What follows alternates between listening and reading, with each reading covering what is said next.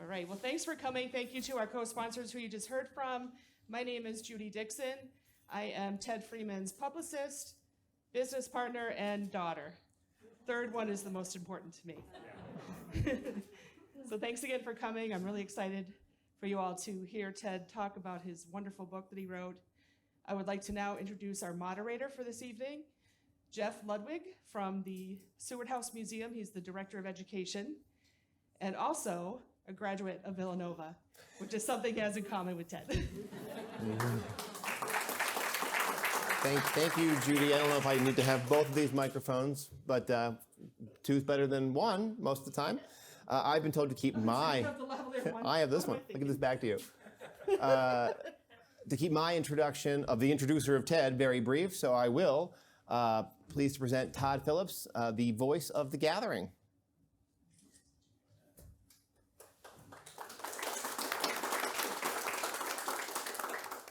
God, I'm holding it upside down. I have a heart attack. Good people of Auburn and Cayuga County, welcome to the Gathering of Oneness. It is my pleasure to introduce the son of Theodore and Fanny Freeman, the grandson of Wheeler and Clara Freeman, the great-grandson of William and Laura Freeman, the great-great-great, oh, skipped one, my bad, missed one, sorry, the great-great-grandson of Platt and Laura Freeman, the great-great-great-grandson of Masego of the Betty Fumhum clan of the Bantu tribe, and Rahima of the Booby clan of the Bantu tribe, also known as Harry and Kate Freeman, Pastor Ted Freeman. Not the way I'm going. And before I do anything, it is my honor to introduce my queen, my wife, my love, my everything, Rhonda Freeman.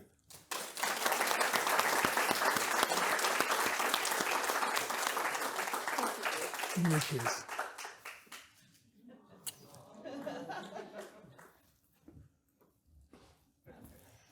I don't know about you, Cayuga Jeff, Ted, I've never opened a program like that before. Lucky you if you have.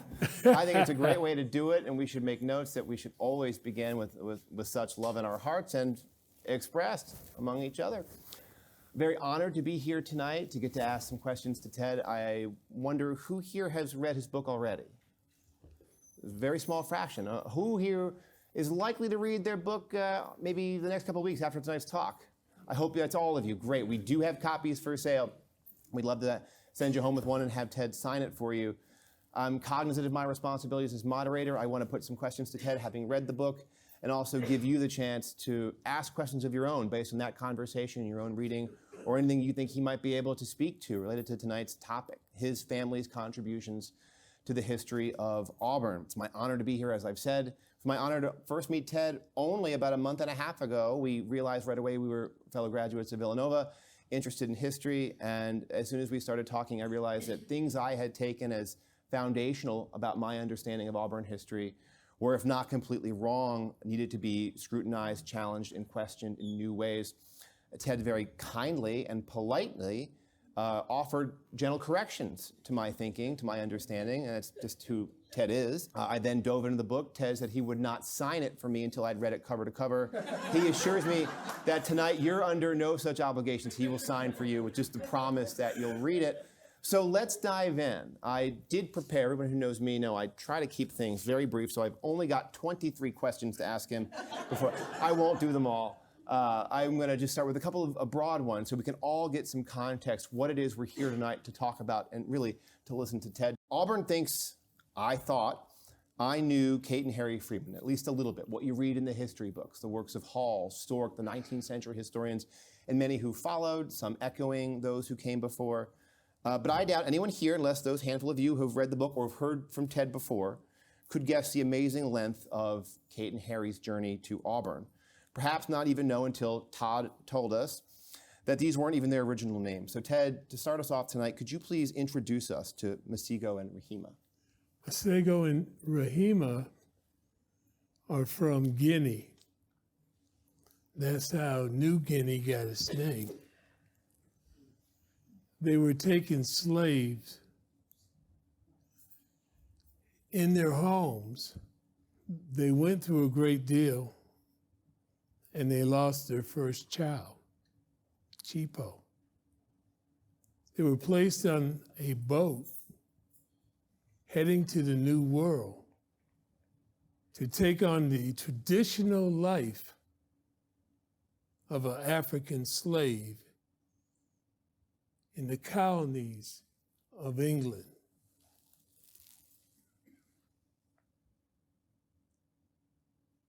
Rahima was a sex toy of the sailors.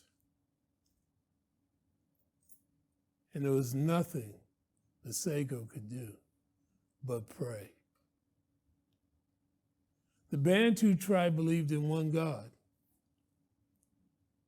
and they both prayed that if God got them out of that situation,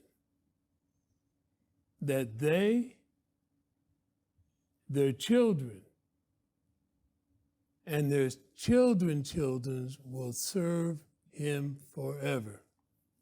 The problem was nobody told me that, so I had to run around being a knucklehead for a bunch of years before I got a clue.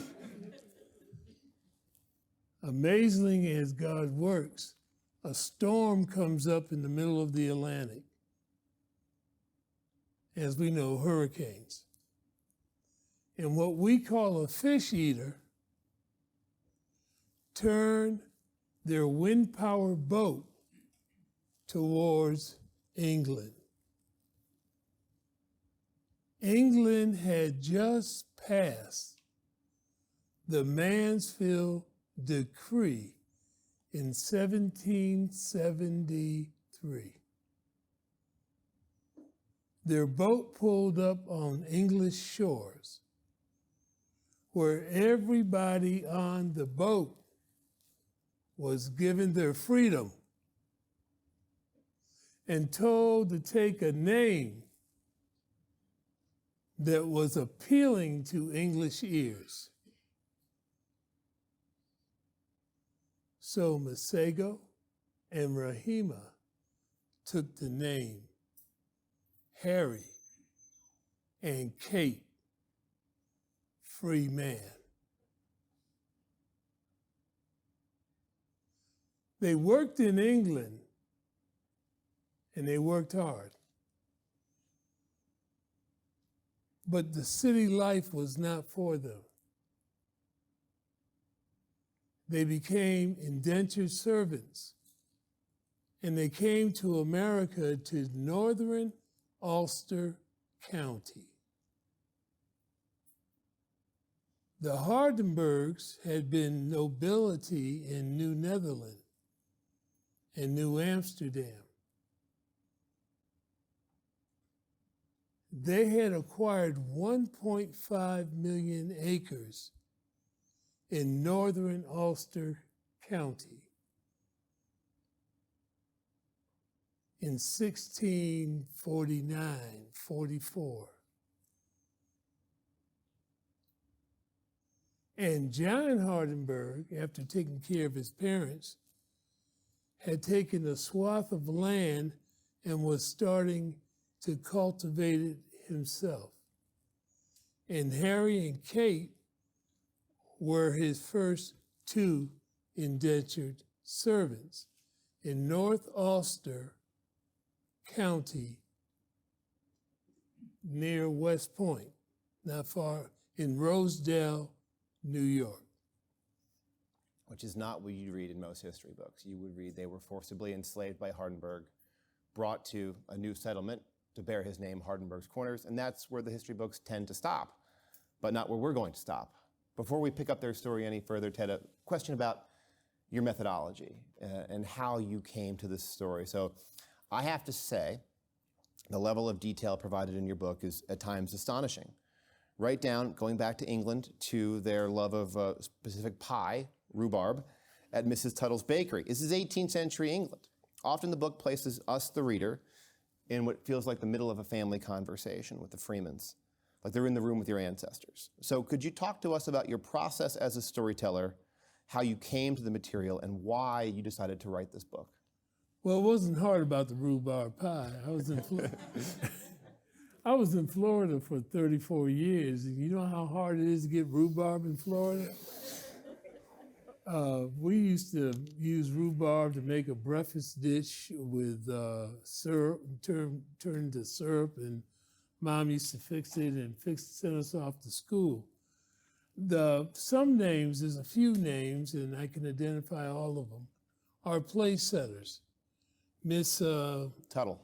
Miss Tuttle, that's a place setter. Nobody remembers the name of the woman that owned the bakery there. It's just that that's where they first became acquainted. There's no such thing for Africans of donuts and pastries like that when you got all that good fruit and stuff like that. Why are you messing up a good fruit, cutting it up, heating it up, throwing it in with some other stuff and all that kind of stuff? So they're in England and they're having to learn English customs. I'm sorry, I'm so used to dealing with audiences, I'm ignoring you. No, it's all right. I don't mean to talk to them. I don't mean to ignore you. We've had this conversation. We've had this conversation, and you're a fellow Wildcat, so I know you won't miss me. And they didn't want to touch that stuff. What are they doing to it? You know, we don't eat. You know, why are they, just eat it? What's wrong with it? When they ate it, wasn't it sweet and ripe? So it took them a while to want to be able to participate in the delicacies that were being offered in that part of the world. When you learn a certain thing, some things are just handed down and handed down. All right? For an example, I bet you won't get 10 hands raised. I'm gonna close my eyes and Jeff, you tell me. How many folks can't wait to get home on the grill and put some pig feet on it and get it barbecued and going good? You got one. Okay. All right? It's okay. I didn't expect to get too many. But I'm going to eat my pig feet every now and then. So some things get passed down. My granddaughter called me. She just had her first baby. She said, "Grandpa, I can't figure out how to make the cottage cheese like you do." I've been feeding it to her since she was this high. So I told her, you put your mayonnaise in it. And I said, you got to get an onion, a sweet onion. And then I've been forgetting the mayonnaise and the onion and the sweet. I said, don't get one of them bitter yellow onions. And she made a big batch of it. And she said, I about hurt myself. And she's going to pass that down to Ophelia. That's the baby's name. And Ophelia's going to be all messed up with cottage cheese all over her face, and she's going to pass it down in 80 years, and they might forget that Grandpa Ted is the one that generated it, but they know it's good. And that's how things get passed down in families. We'll circle back to the end then, I think, about the sort of why this book right now, because I do want to keep us moving forward through the stories of Kate and Harry, and then their children and their children's children, to bring us here to tonight. I admit that I had a very flat, maybe one-dimensional image of Hardenbergh in my mind from my reading. And you start with Enslaver, and then you've got a story that writes itself. I've given Walking Tours of Auburn, and beginning there, and it paints him in a very negative light. So to me, in a book that's full of shocking revelations, the fact that Hardenbergh is seen in such a flattering way was one of the first things that struck me of this book. Is like, I need to rethink some of my basic framework. Could you give us a little more detail about that relationship from the Revolutionary War service, maybe even explaining how some of these labels, enslaved person, come to stick and how they come to be in Cayuga County in Hardenbergh's Corners together in the 1790s? John Hardenbergh and Harry Freeman were brothers.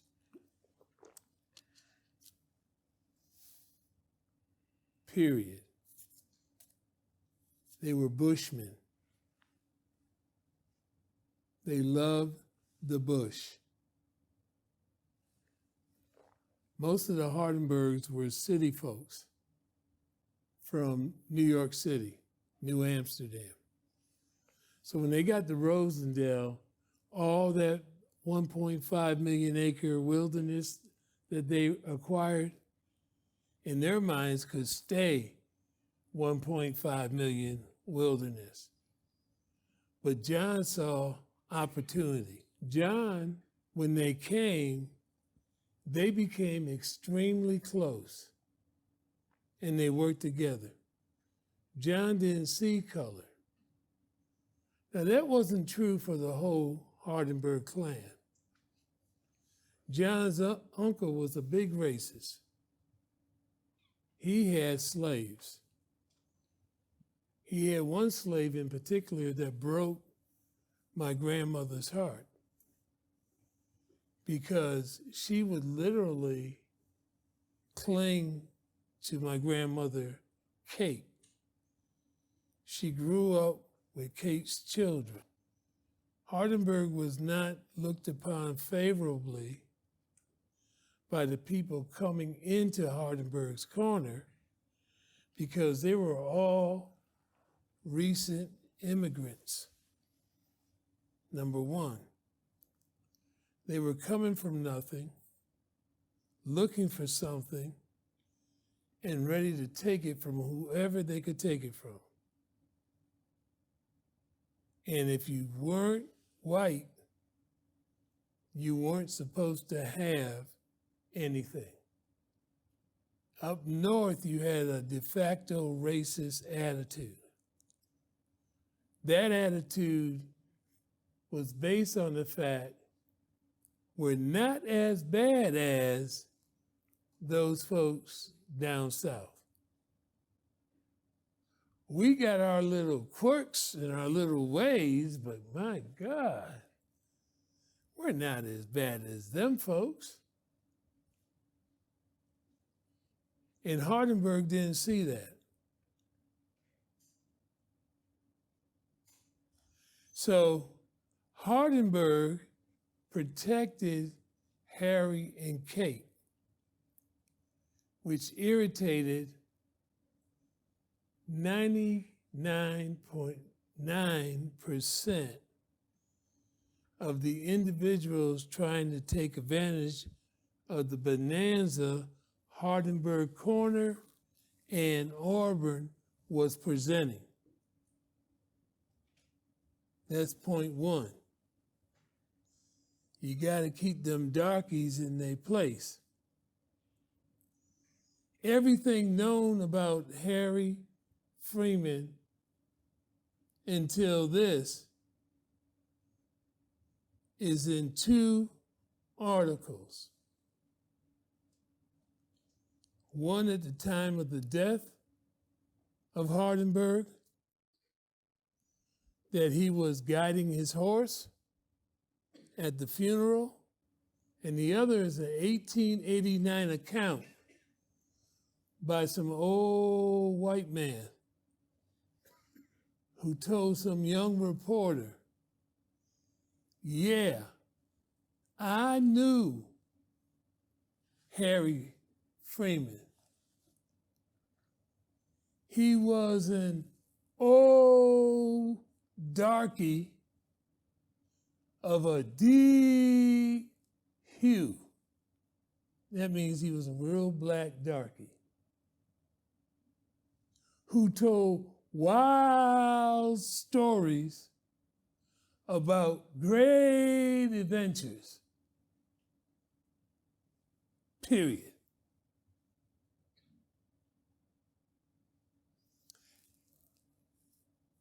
that baby would come to Auburn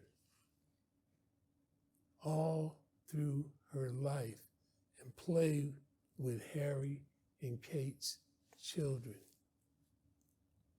That baby was called Belle. John Hardenbergh tried to convince his cousin Charlie to free her, but they wouldn't. Belle grew up and changed her name. And that side of the Hardenbergh family sold her son to a man down south, and she sued and got her son back. She would be at the Freeman's house all the time. You know what she changed her name to? You do. Sojourner Truth. That was one of those stunners that I mentioned earlier. There's more, and he's not going to share all of them in the time we have tonight. So we hopefully have a picture in our mind now of Kate and Harry Freeman coming on this incredible roundabout journey to the New World, not the one that was imagined, coming with John Hardenbergh, preceding him to the site that would bear his name, Cayuga, Hardenbergh's Corners in Cayuga County. But they don't live where we know John Hardenbergh to have lived. They make a home in a community of their own, and that matters. That's where Sojourner Truth, that's where, as we'll get into tonight, a terminal on the Underground Railroad opens up, and an economic powerhouse, a driver through an Freeman employment agency comes through, building up the turnpikes. So we have to now think about the spatial situation of early Auburn, maps we can picture in our mind, and going along the Owasco outlet. So you write specifically on page 123 about them founding not only Auburn, but this space, New Guinea. As you write, which would become 14 acres on the upper Owasco outlet of freedom, income, and security for Africans starting a new life on the land. Could you take us into this space in these early years and take us into New Guinea? Why don't we know more about it? I'm going to tell you why. Because Auburn has maintained a pickaninny attitude. Let me explain a pickaninny attitude. And that's the only thing that's been keeping us back. Auburn has a lot of good, caring, meaningful people. But when you talk about the history of Auburn, it has had the bad habit in its past to always have to have somebody white holding the hand of a black individual for them to be able to get to where they need to go.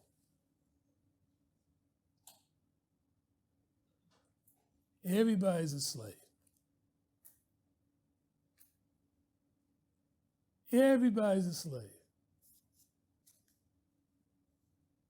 Story goes, John Hardenbergh came here with a daughter and 2 slaves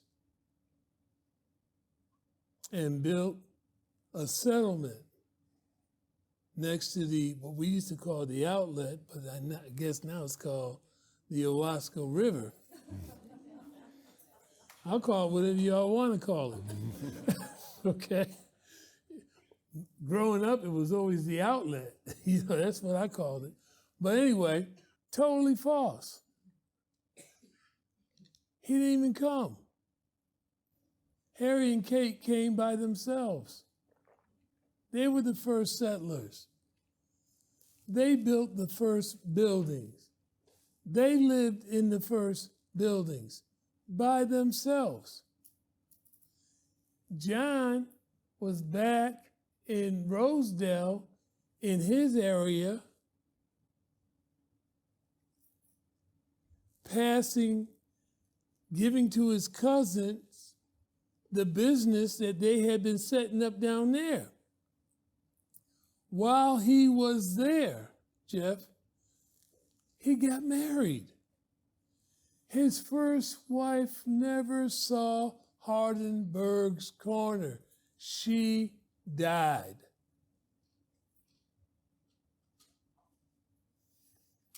He came up by himself. He married for the second time at the church on William Street. I don't know if it was Presbyterian or Central Presbyterian, whatever. He married the preacher's or the deacon's daughter. Can I get an amen? I am correct, right? I'm not lying, am I? Okay. They had 2 children. Fact. So let's agree that we can discontinue that lie. Now I can answer your question.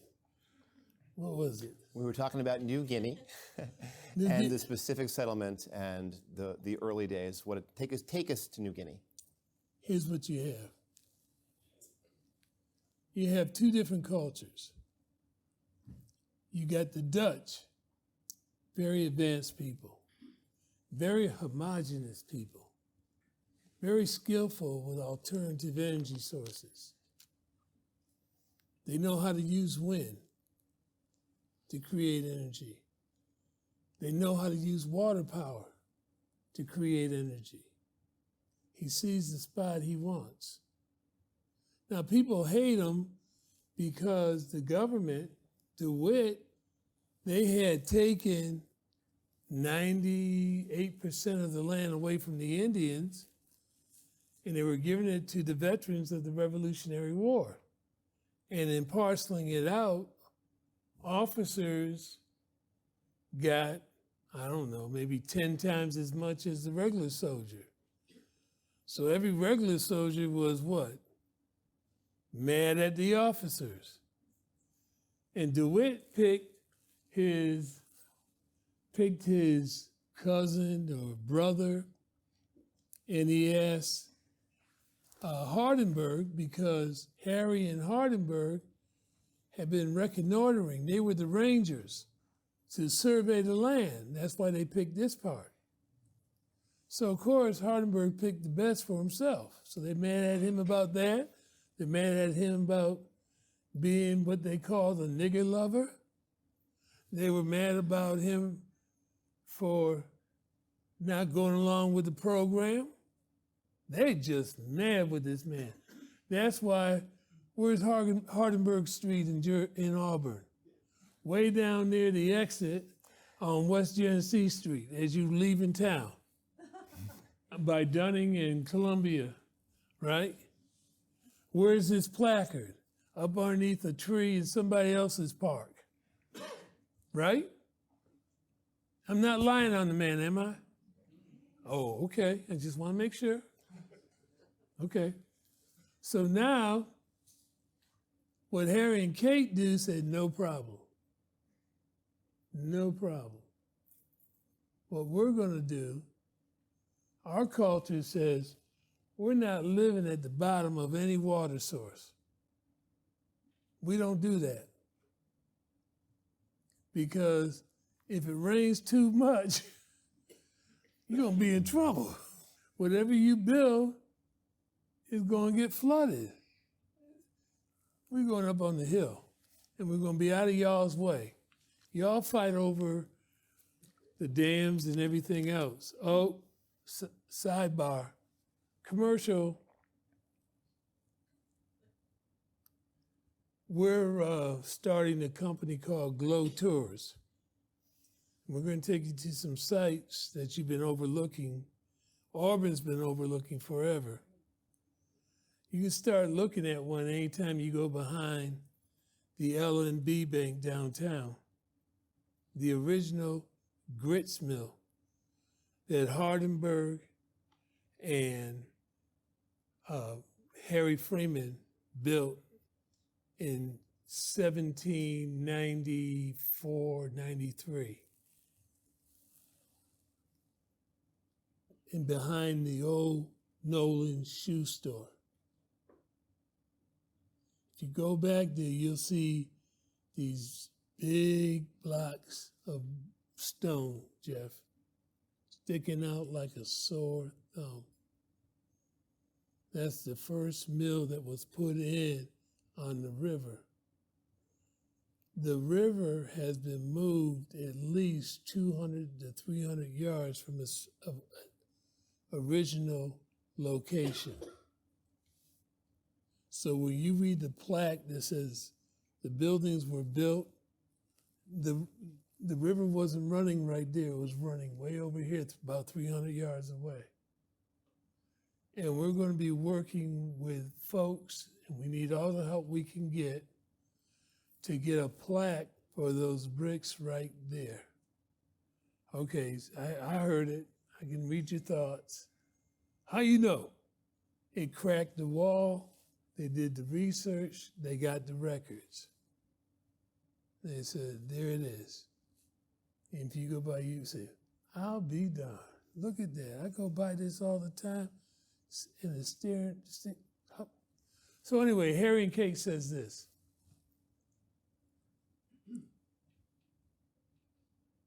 We're going to provide the services they don't want to do. We're going to provide it. They're going to need workers.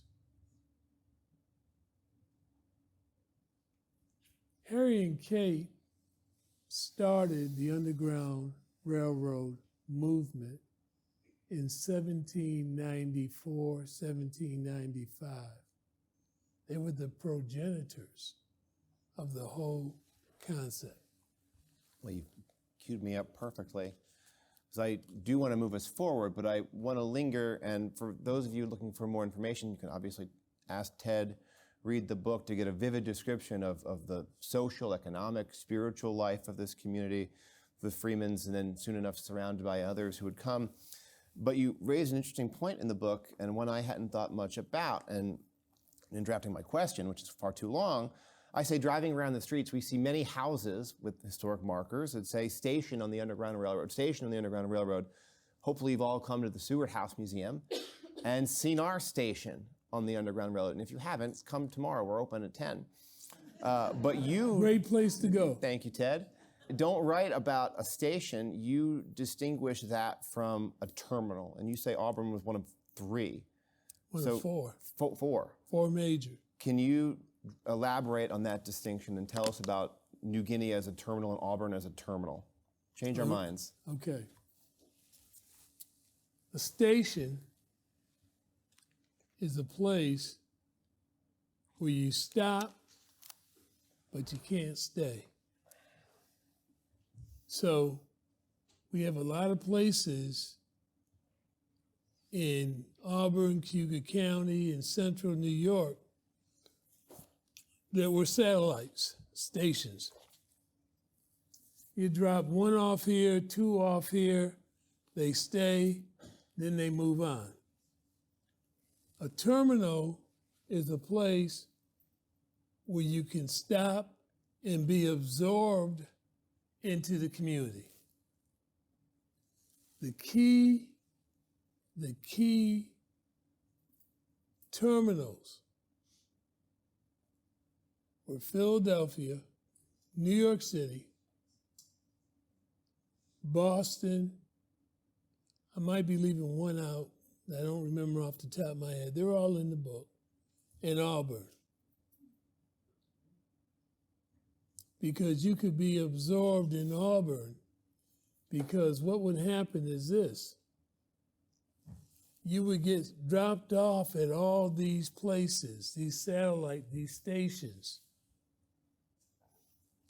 Then the watchwoman from New Guinea would go to their daily places of business.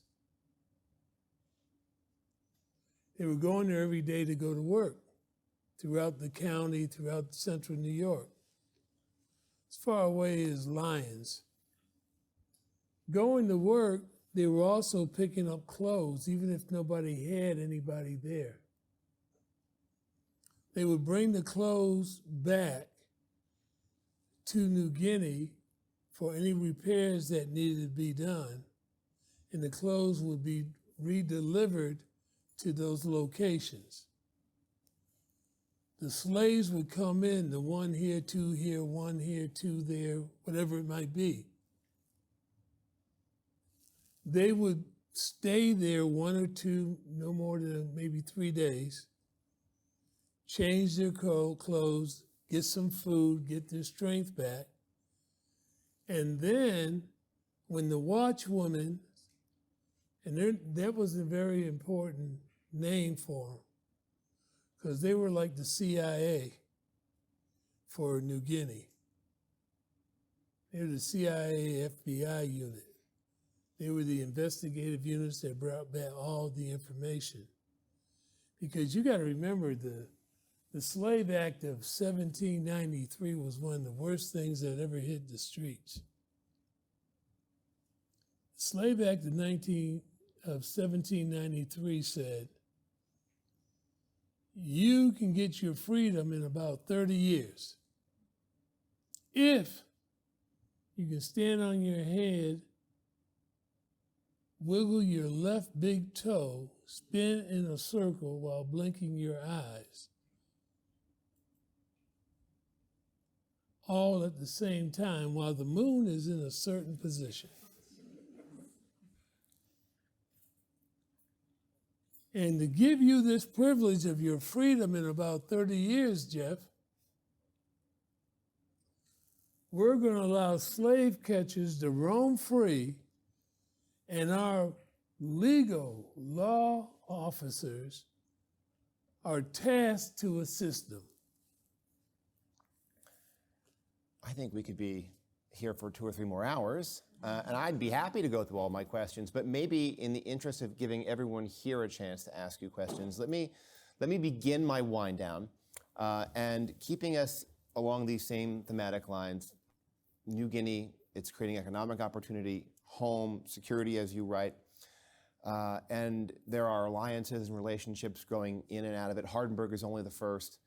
Could you bring in for us, and I also realize I'm giving short shrift. We have been focusing on Kate and Harry, and in Ted's book, he takes us through the next generation. We see Luke, we see Platt take on roles leading the community and the Underground Railroad aspect of it, and then their own children getting us through the generations to this room here tonight. But I imagine many of us are sitting here wondering, how do we bring in some of the families that we do think we know an awful lot about already, and we know that we're right about them, the Seward family, Harriet Tubman and her family. How do they connect to this world that radiates with the Freemans in New Guinea? William Seward goes back before he married Fanny. When he was smitten while Fanny was still in school in Utica. I forget the name of the school. The Emma Willard School in Troy. Right. In Francis. Troy, Troy, somewhere over there. Because he's from Florida, New York. And he became close with Luke. Luke was his barber when he was practicing law in the Exchange Building. And don't mind when I start pointing, because I have no sense of direction inside of a building. You see, this guy's pointing all over the place. You just don't pay it no mind. I'm just pointing. And so they had a close relationship. A perfect example is with the Hannibal case. Hannibal is William Freeman, who committed the murder's real name. But white folks found it threatening because of Hannibal's reputation. And Hannibal thought he had the right to be a kid, so he would not participate in how a little black kid was supposed to act. he wanted to go and play instead of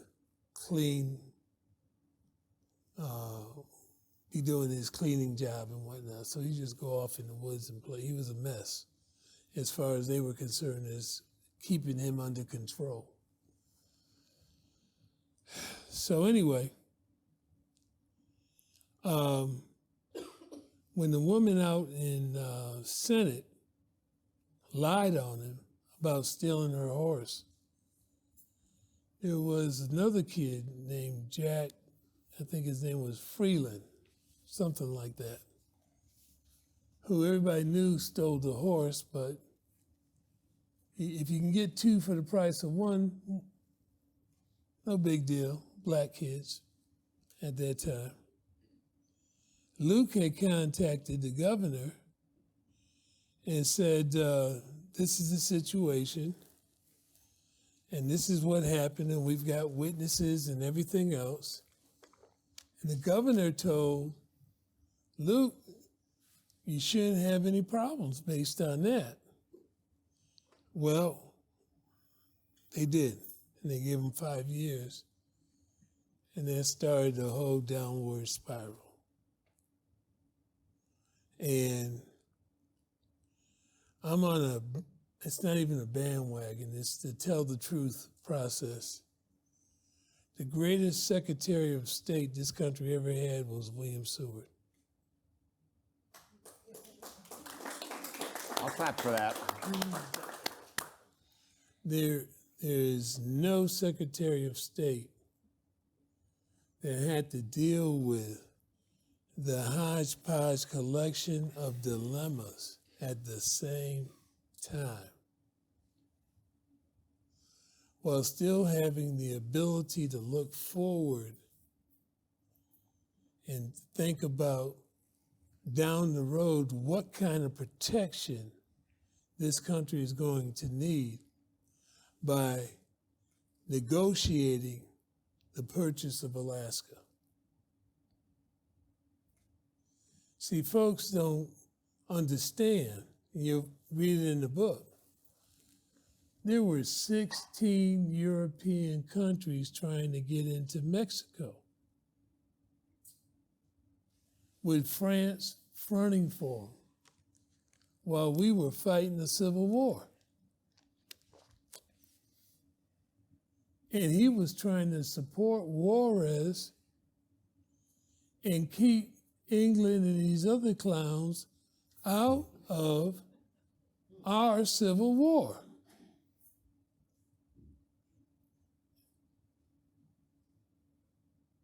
Our bond was real tight. Our bond was so tight that eventually my great-grandfather convinced his parents, Platt and Mary, to allow him to go to work for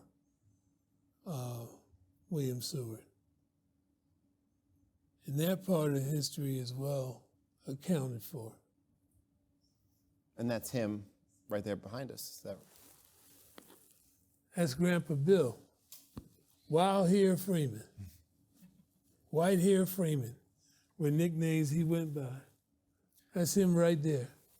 Now, that's not my grandmother. I thought at one time, but then I found out that's the woman who founded Booker T. Washington Community Center in 1927, Miss Johnson. And that's Harriet Tubman. And that's my wife. And let me just ask one more question, and you can be as brief or medium-winded as you like. Coming back full circle, why this book right now? Why was this the right time? You do say in the book that often the Freeman family held their stories tight and they did not share, though the history mattered. From Kate and Harry down, there was an obligation, a burden, and a gift of history. So what compelled you to write this book and deliver it now? Well, I don't know how many folks in here outside of David have known me when I was young and spry and all that kind of stuff. But if you've known me since I was a young man, I was never afraid of anything. I was first doing everything, integrating this and integrating that and being involved in this and doing that. And when I came home, senior in high school, and told my dad that I had Earl Conrad's book, I said, Dad, are these folks related to us? He said, where you get that information? And he walked up one side of me and down the other side. And I said, whoa.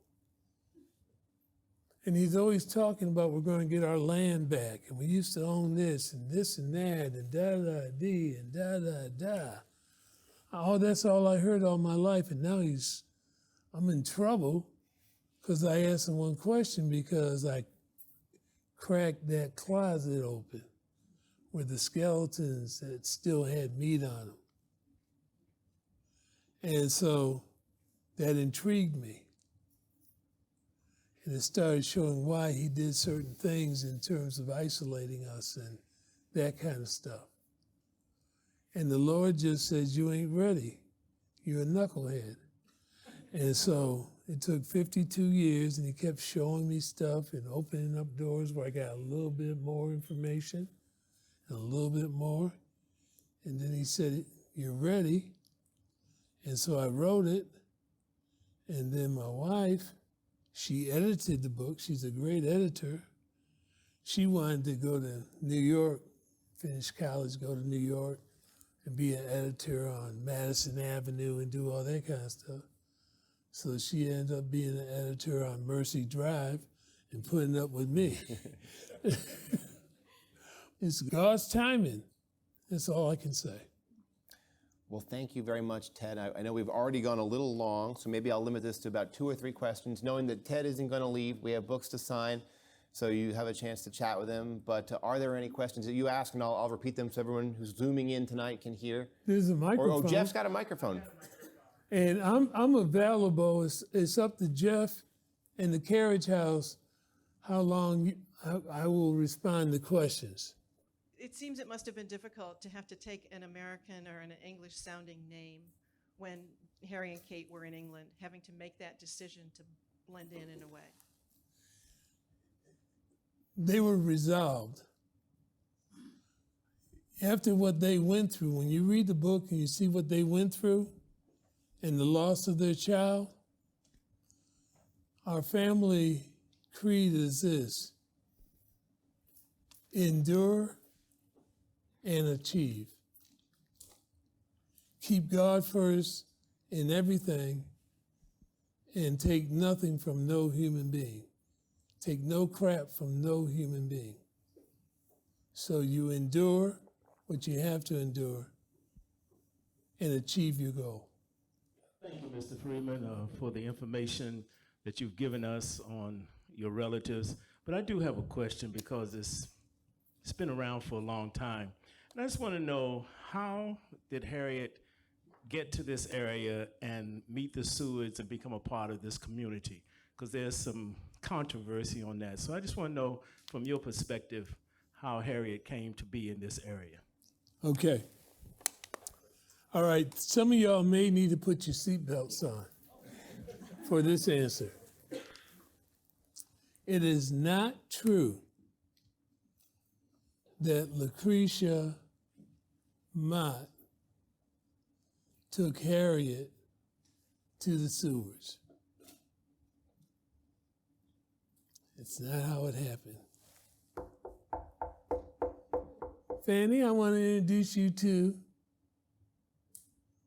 Harriet Tubman. Or Lucretia, I'm Harriet Tubman. That did not happen. Here's what happened. Harriet was not a frequent visitor to the Auburn area. Harriet's a very serious person. Harriet didn't play. If there was a radio, Harriet would not play the radio. She didn't play. But Harry didn't like that Canadian coal. Harry talked with Frederick and some of the other folks and said, you need to talk to Ma and Pa Freeman, who she already knew. Harriet came down from St. Catherine and found out what Ma and Pa, Platt, and Luke had going on. They told him about the system that was in place. They told him about the tree lepers and the watchwomen and the relationship they had with good white folks in the community. She saw the kind of relationship that Auburn people had just by their nature, the glow. She says, this is where I want to be. Now, the inside track was with Catherine Freeman and Mary Freeman, Luke and Platt's wives. Mary Freeman, my great-great-grandmother, had been a slave. She was a seamstress. She was a slave working for a seamstress out of the D.C. area. And they would work from D.C. all the way up to Havre de Grace.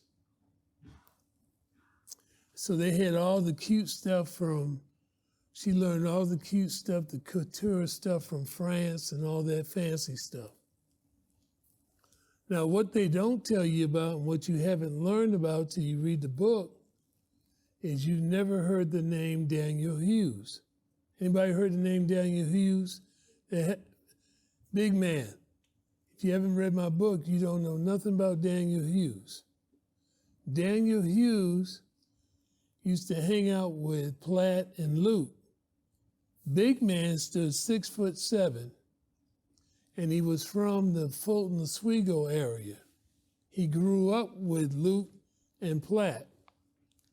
And what he would do is he would run a barge down the Susquehanna to Havre de Grace, carrying timber from this region down to Havre de Grace for them to build Baltimore and D.C. They needed timber.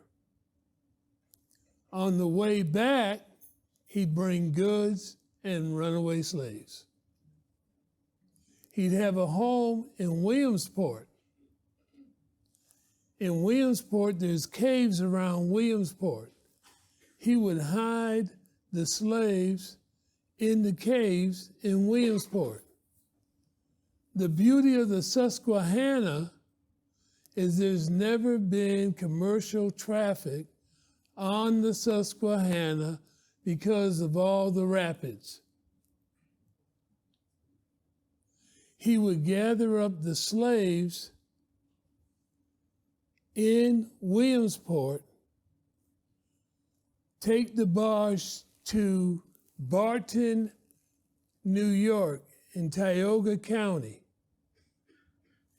leave it there, bring the goods and the slaves on up into our area and deposit them. That's how my great-great-grandmother Mary got here. The first thing Catherine did was take once Platt fell in love with her, was take Mary down to meet Fanny. She brought all that hoity-toity stuff, so when Francis wanted to change this and do this, she met Amelia Jenks Bloomer. She shared, who lived down around Moravia, somewhere down there. When Amelia would come up with ideals and stuff that she wanted, Mary would create what was in Amelia's mind, because she had that hoity-toity European stuff going on. So they were always at the Seward House. So there was a genuine connection, and nothing looked out of whack when Harriet tagged along and got introduced to Fanny. We know that William Seward was a visionary and really recorded, everything, gifts, his travel, photographs, etc. Obviously just a wonderful part of Auburn. Where did a lot of your research and information come from? From God. He kept turning rocks over, these little black rocks that had these big nuggets up underneath them. Places I didn't even expect. It was standard for the white community not to pay attention to the black community. Harriet Tubman Davis, who we all love, but we know nothing about. We know she traveled through swamps and brought folks out, but did you know that the government denied her Army pension for 30 years? You know that? Do you know she walked the streets of Auburn trying to sell her fruits and vegetables? Because trying to fulfill God's mission that he gave her? Do you know that if she borrowed a quarter from a benefactor, she would walk back in a snowstorm to give that benefactor back that quarter?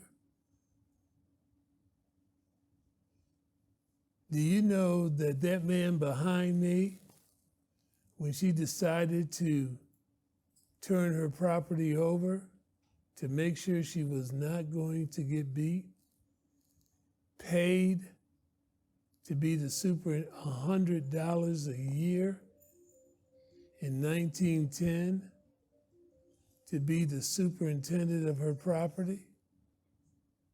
Do you know that some careless folks who lived next door to her were raising pigeons and eating up all her crop?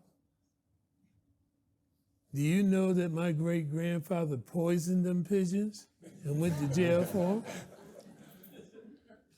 Do you know when her house burned down? And while Reverend Carter could tell you that she moved to another section, she wasn't going anywhere because she's on a mission. The love of her life had to move in with my great-grandfather up on Foot Street because he had tuberculosis. Did anybody tell you that the love of her life was a war hero? And if there was anything she was super proud of, was what he did. Did anybody tell you that she made no money from the 2 books that were written about her? Nothing.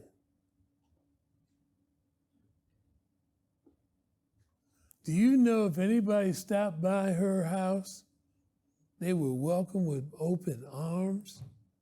And whatever she had, she would share it? Do you know that she did not like being called Harriet Tubman? You will not disrespect her, man. She's Harriet Tubman Davis. So the question of getting the information, when you look at the book, all you got to do is trace what I wrote. It was a matter of saying, I'm going to turn this stone. Well, we don't have to turn these stones over. Well, just turn some more white stones over. and you'll see it. Genesee Pike, Hardenbergh was in charge. How? Can I tell them a real secret? Sure. How many know the poem, Auburn? I didn't get to do that question. Well, I'm doing it for right. you. Auburn, the prettiest what?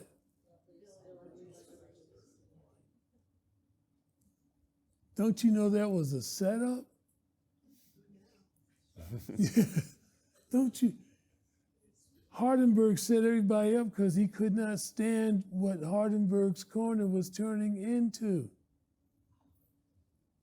I put the whole poem in the book, chapter 8.5. You know what the name of the poem is? The Deserted Village. Once you get through the first 4 stanzas, it's a lament about how terrible it is. He did not want this place to carry his name because of the greed and the meanness that was coming in. They would meet in the bush. They would have these bush outings discussing this kind of stuff. And we bought it. Let me stop. You know we are selling copies and that Ted's going to make his way down there, but did you know we really owe him a round of applause, and thank you so much.